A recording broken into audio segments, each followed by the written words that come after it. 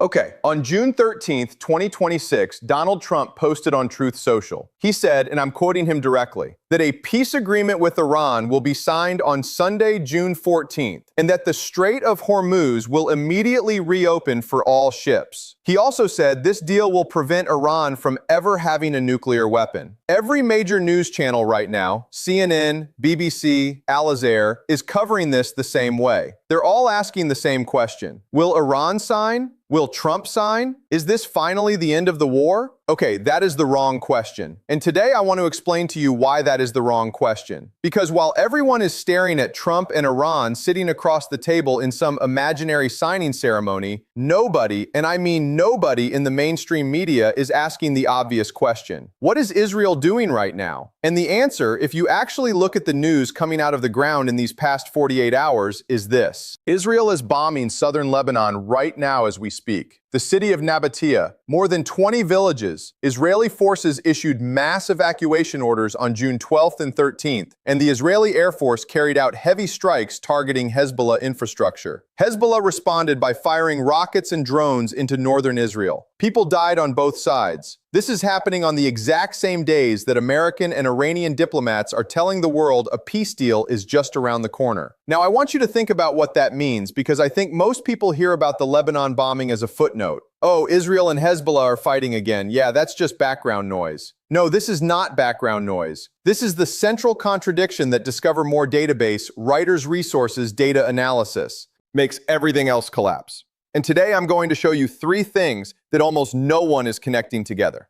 Okay, the first thing is why Israel, a country that is not sitting at any negotiating table, that has signed nothing, that has agreed to nothing, is the actual reason no peace deal can survive. The second thing is why the 14-point Memorandum of Understanding that Iran and the United States are negotiating is not a peace deal. It is what I call tactical pause. It is Iran buying time, getting economic oxygen, while quietly preparing for the next round of this conflict.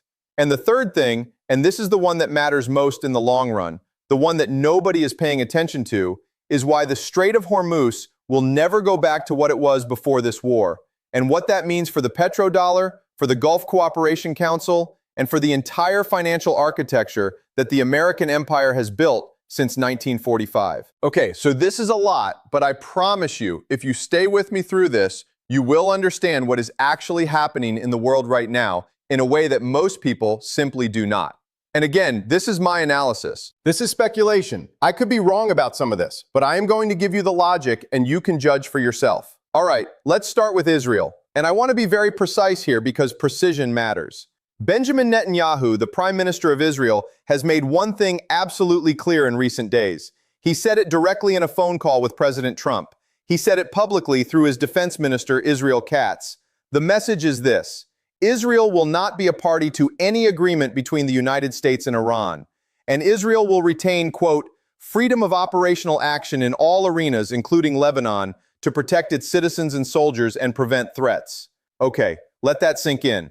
The United States is trying to broker a peace agreement with Iran, and one of America's closest allies, the country whose war with Iran's proxy network helped start this whole crisis, is publicly saying, we are not bound by whatever you two agree on. We will continue fighting whenever and wherever we choose.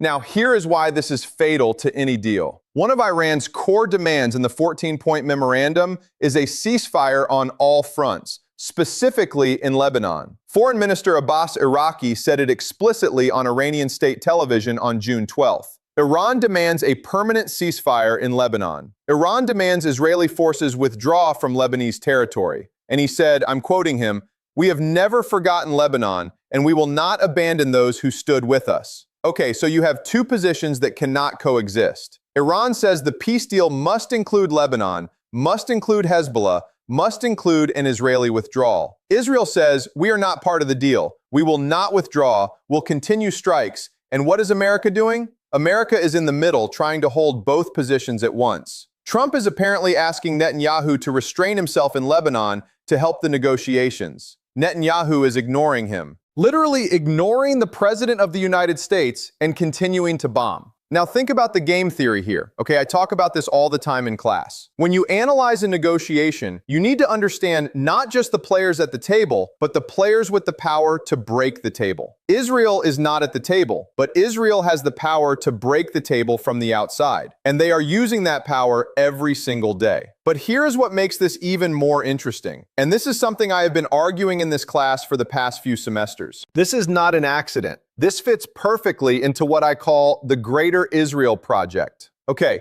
Israel's long-term strategic vision is to establish dominance over the entire Middle East from the Nile to the Euphrates. And the way you achieve that vision is not by fighting every enemy yourself. The way you achieve it is by keeping your enemies fighting each other, keeping the region in permanent controlled chaos, and picking up territory and influence as the dust settles. From that perspective, a stable peace deal between America and Iran is actually bad for Israel, because a stable Iran is a powerful Iran, a weakened Iran, a divided Iran, and Iran still fighting a proxy war through Hezbollah while also dealing with internal political collapse. That is a better situation for Israel's long-term strategy. So when Netanyahu says Israel will retain freedom of action, he is not just protecting Israeli security in the short term. He is protecting the strategic architecture that Israel has been building for decades. Does that make sense? All right, and here's the thing that should worry you most about the situation. America knows Netanyahu is undermining the deal. Trump is apparently furious about it. There was a direct conflict between Washington and Jerusalem over Lebanon, and Israel is still bombing. What does that tell you about the leverage America actually has over its closest ally in the Middle East? The answer is not much. And if America cannot get Israel to stop bombing for 48 hours to allow a peace deal to be signed, then any deal that is signed is a deal that Israel can blow up the moment it becomes inconvenient. That is the first reason why there is no sustainable peace here. Not the lack of a deal, not Iran's stubbornness. Israel is the wild card that no one is talking about. Okay, so let us assume for the sake of argument that somehow Israel decides to stand down. Just imagine that Netanyahu picks up the phone and says, okay, fine, I will hold off on the Lebanon strikes for now. Would the deal work then? The answer is still no. And to understand why, I want to introduce a framework I want to call the tactical pause. Here is what I mean by that. A tactical pause is when one side in a conflict agrees to a temporary cessation of hostilities. Not because they want peace, not because they have changed their strategic goals, but because they need to buy time. They need to recover economically. They need to rebuild military capacity. They need to wait for a more favorable moment, and then they will resume the conflict when conditions improve. Now, I am not saying this because I am anti-Iran or because I am pro-America. I want to be clear about that. I'm saying this because the Iranians themselves are saying it, okay? Their own newspapers, their own officials. Let me give you the quotes. The Iranian newspaper Khorasan, not CNN, not Fox News, not the New York Times, but Khorasan, an Iranian newspaper, wrote this. The main function of this agreement is a breathing space and a chance to rebuild offensive and defensive combat power and prepare for a full-scale and major battle. End quote. Another Iranian newspaper, Kihan, the hardline conservative daily, which is about as close to the supreme leader's worldview as you can get in Iranian media, published a front-page article titled, "We close the strait with power. We will not open it with diplomacy." And perhaps most revealing of all, before he died, the former Supreme Leader Ali Khamenei reportedly told his own supporters that the negotiations with America are, and again I am quoting, just a delay until the Islamic Shiite state is established. He said this to his own people, not for Western consumption, for his own base. Now, a lot of people will say, okay, that's just hardliners talking. That doesn't represent the official government position. And they have a point. There is a genuine split inside Iran between the diplomatic faction, people like Foreign Minister Arai, who are actually trying to negotiate, and the hardline IRGC faction that sees any compromise as a betrayal. But here is what I want you to understand about that split. The IRGC, the Islamic Revolutionary Guard Corps, is not just a military force. It is an economic empire. It controls vast swaths of the Iranian economy through front companies and shadow networks. It has its own revenue streams that are largely independent of Iran's official economy. So when people say Iran needs to make a deal because its economy is collapsing, that logic applies to ordinary Iranian citizens, yes. It does not necessarily apply to the IRGC. They have resources and they have guns. And in the end, the people with the guns make the final call. So, What does the 14-point MO actually say, and why is it structured the way it is? Let me walk you through the 6 core deadlocks. Okay, deadlock number 1, the Strait of Hormuz. Trump is demanding the strait open immediately. Free for all ships, no conditions, no fees. Iran is demanding the right to, quote, manage the strait and collect service fees from passing ships. Archie said directly, our sword will always hang over the Strait of Hormuz. These two positions cannot coexist. You cannot have a strait that is simultaneously free and open and subject to Iranian management fees. It is one or the other. Deadlock number 2, the uranium stockpile. The United States is demanding Iran dismantle its entire nuclear program and hand over its enriched uranium, what Trump calls nuclear dust, for destruction outside Iranian territory. Trump even threatened to send B-2 stealth bombers to physically retrieve it.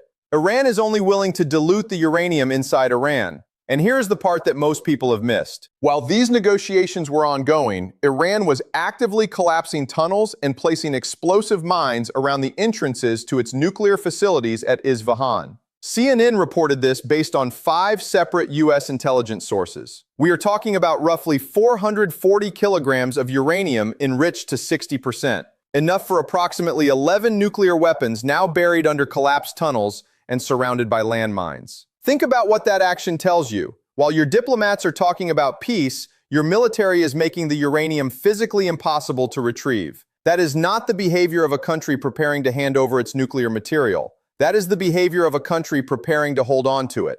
Deadlock number 3, the sequencing problem. Iran is demanding that America lift its naval blockade and release $12 billion, half of the $24 billion, in frozen Iranian assets before any technical nuclear negotiations even begin. America's position, stated directly by Vice President J.D. Vance, is that no money will change hands and no blockade will be lifted just because Iran agrees to sit down at a table. The economic benefits will only come after Iran has fully demonstrated compliance. This is a chicken and egg problem with no solution. Both sides have perfectly rational reasons for their position. Neither side can move first without giving the other side an enormous advantage.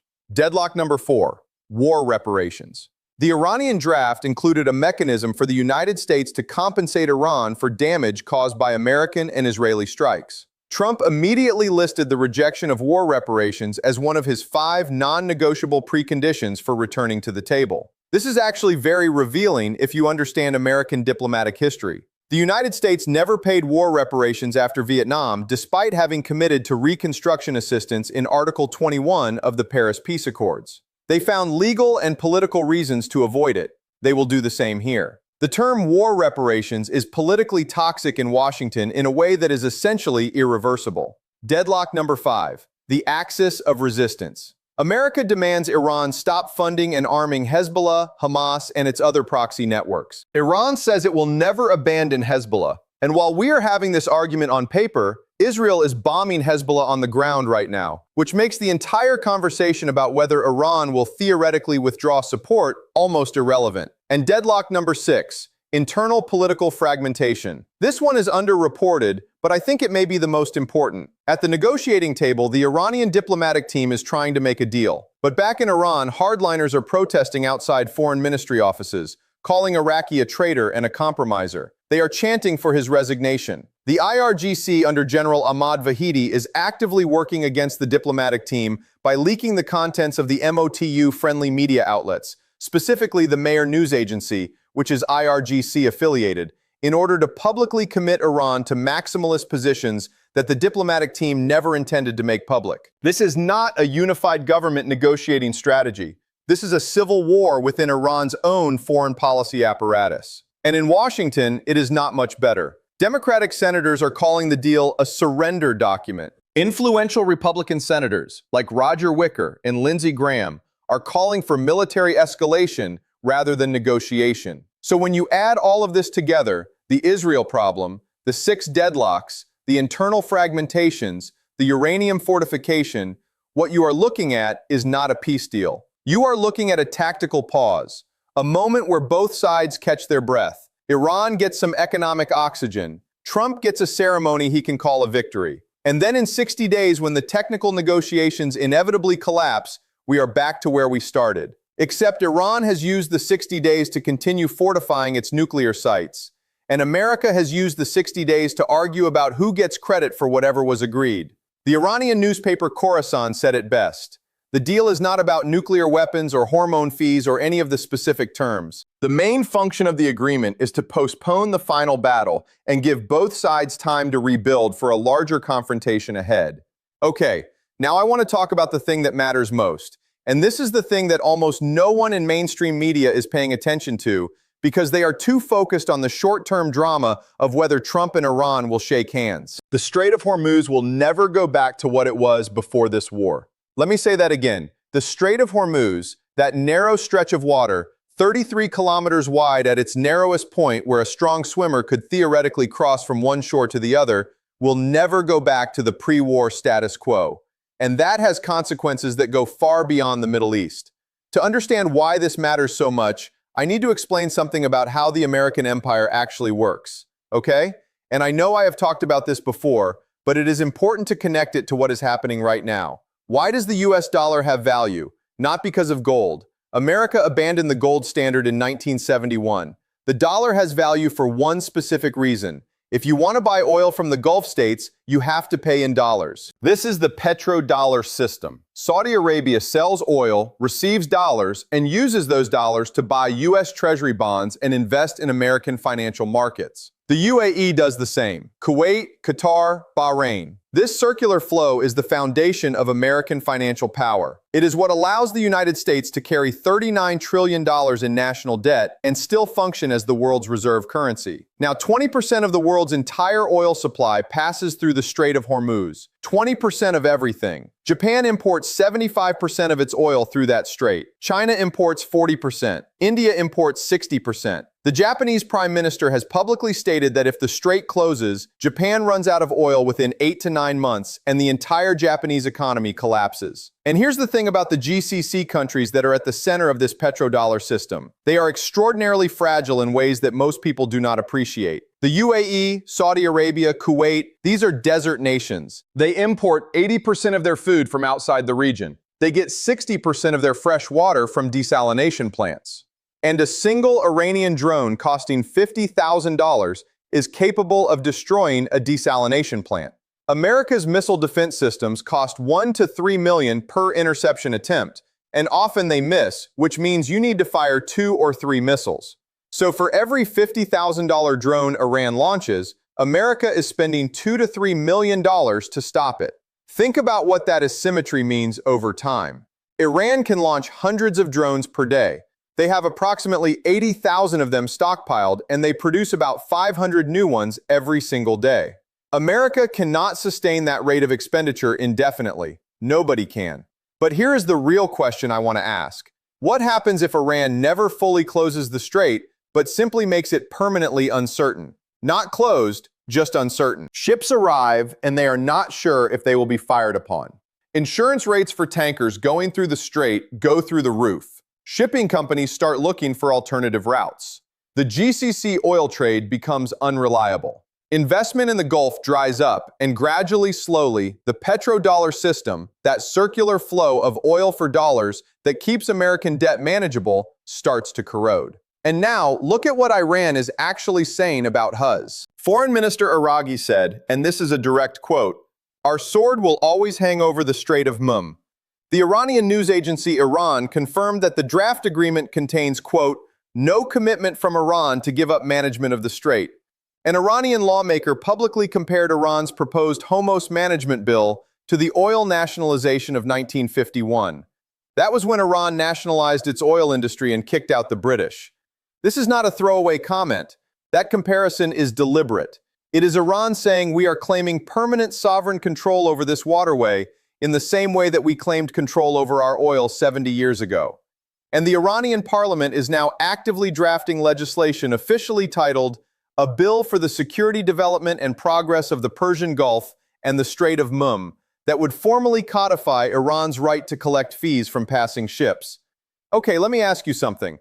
What happens to the petrodollar system if Iran successfully establishes a permanent fee structure on Hormuz? What happens if Gulf oil now comes with a permanent Iranian surcharge? What happens to the dollar's reserve status when the oil trade it was built on becomes subject to Iranian gatekeeping? I am not saying the dollar collapses tomorrow. That is not how these things work. But what I am saying is this. The dollar's reserve status is built on the assumption that American military power guarantees free and open access to the world's energy supply. That guarantee is now being tested in real time. And so far, and I want to be honest about this, America's performance in this test has not been impressive. $39 trillion in debt, a naval blockade that cannot stop $50,000 drones, a closest ally that ignores direct presidential requests, a peace deal that has been announced 38 times in 2 months without ever materializing. These are the signs of an empire that is overextended. And Hormuz is the point where that overextension becomes most visible.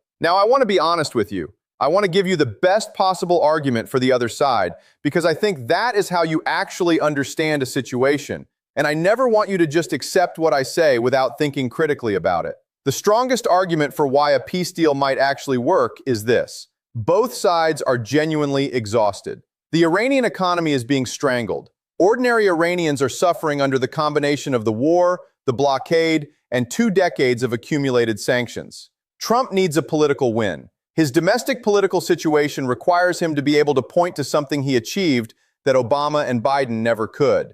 The global economy is bleeding because of hormones. European manufacturers who depend on Gulf energy. Japanese corporations running out of reserves. Chinese factories watching their supply chains deteriorate.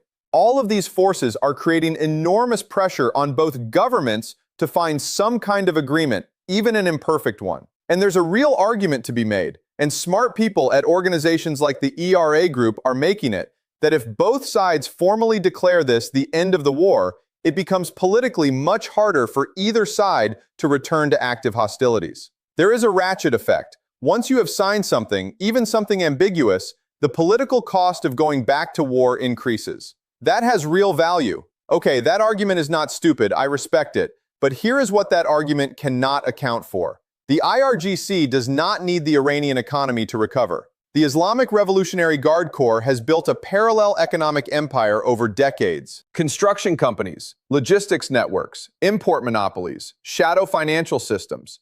They have revenue streams that operate largely outside the Iranian state budget. When Iran's economy collapses, ordinary Iranians suffer. IRGC generals do not suffer in the same way. Their institutional survival is not dependent on economic recovery. And the IRGC has already shown you what they think of this deal. They leaked the contents of the move to their own media outlets, specifically to sabotage the diplomatic team. Protesters aligned with IRGC-friendly factions showed up outside the foreign ministry in Mashhad, chanting, "Death to the compromiser," and calling for Arachi's resignation. The judiciary chief, who is not a diplomat, he is the man who controls who gets arrested in Iran, publicly stated that Iran's confrontation with America will have no end except with the uprooting of oppression and arrogance. When the man who controls the prison system of your country says the war is not over, and the military force that actually controls the country's hard power says we are not surrendering, a piece of paper signed in Islamabad does not change the strategic reality. Always trust actions over words. Iran is mining its uranium tunnels. That is an action. That is telling you something. All right, so let me give you 3 specific things to watch in the next 48 to 72 hours, okay? Because I think one of the most useful things I can do for you is not just explain what is happening, but give you a framework to test against reality in real time. Prediction number 1. If the Memorandum of Understanding is signed either Sunday or early next week, watch what happens in the following 24 hours. Trump will describe it one way. Iran will describe it a completely different way. The Americans will say Hormuz is opening immediately. Iran has agreed to give up its nuclear material. This is a total American victory. The Iranians will say they are retaining management rights over Hormuz. The Iranian remains in Iran, and they have secured the release of frozen assets. When you see those 2 descriptions existing simultaneously, and I am telling you right now that is exactly what will happen, you are looking at confirmation that this is a tactical pause, not a peace deal. Both sides are selling incompatible versions of the same ambiguous document to their own domestic audiences. Prediction number 2. Watch Israel in the first 48 hours after any signing. If, and I expect this, Israel continues military operations in Lebanon after the MOYU is signed, and Hezbollah continues to respond, and Iran says nothing about withdrawing its support from Hezbollah, then the core contradiction I described in Part 1 will have been confirmed on the ground. The deal will have been born already broken, because one of Iran's fundamental conditions, a comprehensive regional ceasefire, will have been violated by a party that never agreed to anything. Prediction number 3. Watch the Iranian parliament.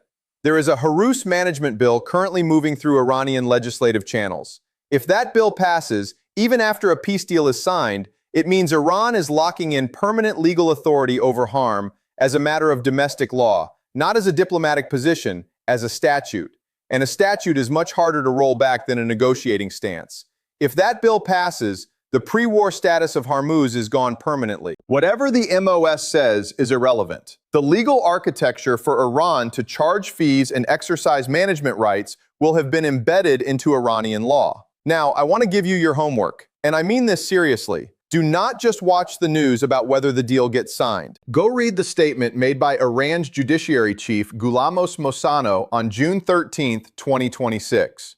He is not a diplomat. He is not a general. He is the man who controls whether Iran's negotiators get arrested if they agree to too much. Read what he said about the confrontation with America having no end. And then ask yourself, what does it mean when the person with the power to imprison the peace negotiators says there will be no peace? Then read the front page of Kayhan newspaper, the hardline Iranian daily, that is as close to a direct mouthpiece of hardline ideology as you can get. And read their article saying Hormuz was closed with power and will not be open with diplomacy. And ask yourself, are these the voices of a country that is genuinely ending a war? Or are these the voices of a country that is strategically choosing to pause one phase of a much longer conflict? And if you think my analysis is wrong, and I welcome that, I genuinely welcome it, then find me evidence that Netanyahu has agreed to any binding constraint on Israeli military action in Lebanon. Find me evidence that the IRGC has endorsed the mole. Find me a single quote from a senior Iranian military official saying Iran is willing to give up physical control of its enriched uranium. I do not think you will find those quotes because they do not exist, but I could be wrong. I am always open to being wrong. Okay, let me leave you with this. Every channel right now is asking whether Trump and Iran will sign a piece of paper. And I understand why. It is dramatic. It is immediate. It gives you something concrete to report on. But the real story is not whether the paper gets signed. The real story is what happens in the 60 days after it is signed, when all the irresolvable contradictions I described to you today come crashing back into view. Israel is not bound. Iran's uranium is buried under mines. Hormuz will never be free again. The petrodollar is slowly hemorrhaging, and somewhere in the tunnels of Isfahan, under collapsed rock and explosive charges, sits enough enriched uranium to change the course of world history when Israel is still bombing Lebanon. Iran is fortifying its nuclear sites, and Hormuz is being transformed from a free waterway into a managed toll road. The real question is not whether a Memorandum of Understanding gets signed on Sunday. The real question is this: which side is using this pause to prepare more effectively for what comes next? And how many more announcements of imminent peace deals will we hear before the world finally admits that this war is nowhere near over? I will see you in the next lecture.